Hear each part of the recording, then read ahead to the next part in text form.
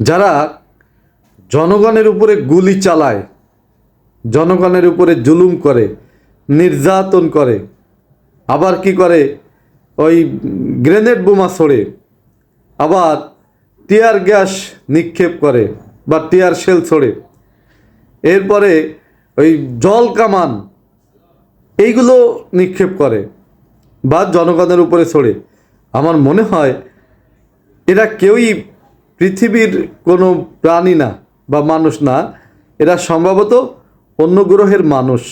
কেন বলছি এ কথা?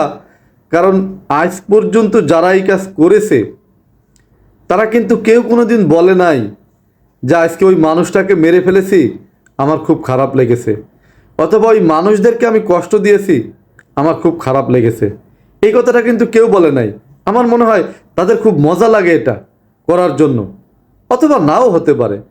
কেন জানি বিষয়টা হঠাৎ মনে হলো যে কেউ তো আজ পর্যন্ত বলে নাই যে মানুষকে মেরে মানুষকে কষ্ট দিয়ে আমার খারাপ লেগেছে।